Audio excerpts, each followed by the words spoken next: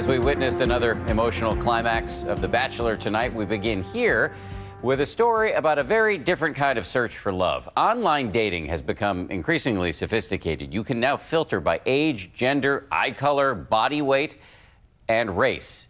But has a new site called Where White People Meet crossed the line?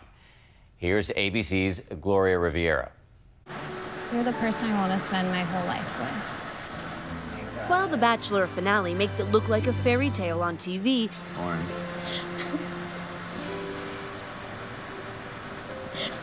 Will you marry me? Yes.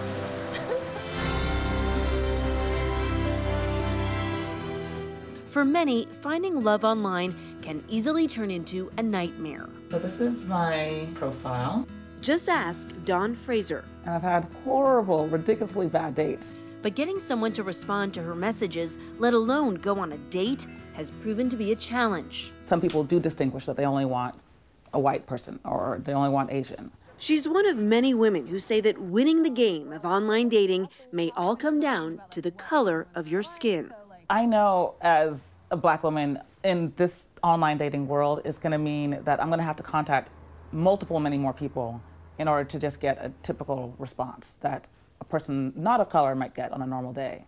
In fact, the dating giant OkCupid says their numbers indicate that their male users were less likely to message black women, and women were more likely to pass on Asian, black, and Latino men.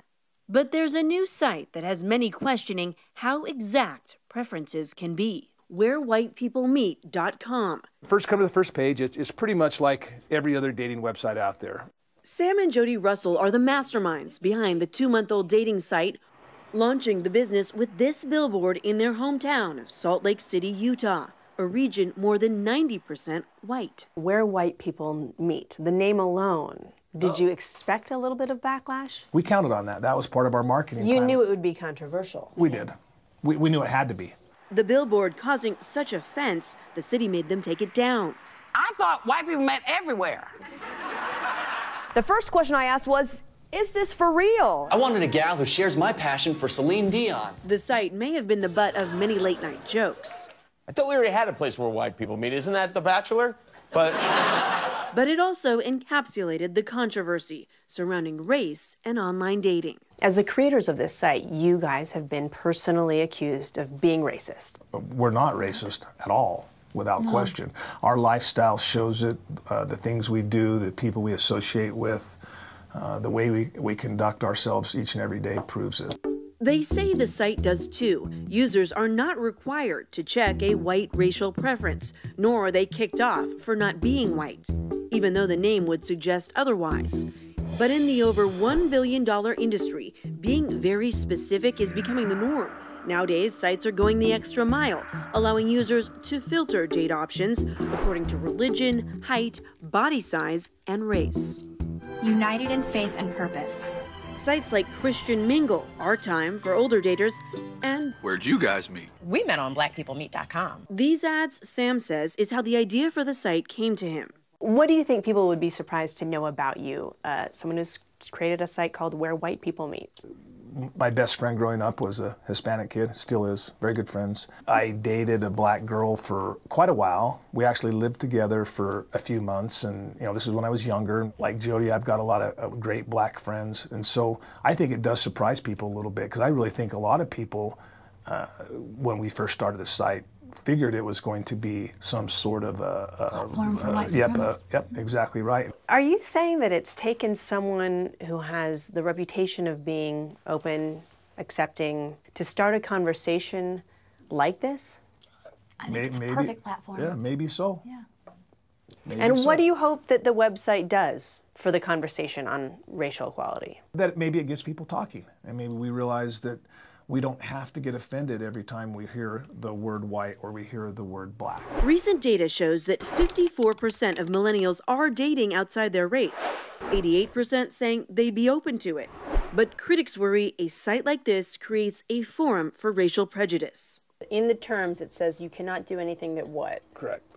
Promotes racism, bigotry, hatred, or physical harm of any kind against any group or individual. So under that banner, declarations of affiliation with white supremacist groups, that would fall under that?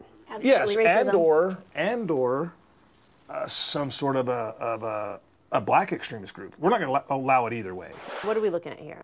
Okay, so will you just delete that? Yeah, so I just go right here. And Their son Holden, a high school senior, is responsible for monitoring the site. it's been a lot, like, kind of managing, because I go to high school, like, every day. He goes through messages one by one, accepting and deleting those that have been flagged as inappropriate. Tell me about some of the things you've had to take down. There's been a few profiles of people who just go in and make a fake profile of, like, people, like, with, like, a black face or picture of Adolf Hitler and people... Alarming stuff. Yeah, pretty alarming stuff, or, like, pornographic images and stuff that I've had to go on and take off. Comments on the controversy stay in. I love the controversy, and I like the conversation of the whole thing, so I don't have an issue with it at all.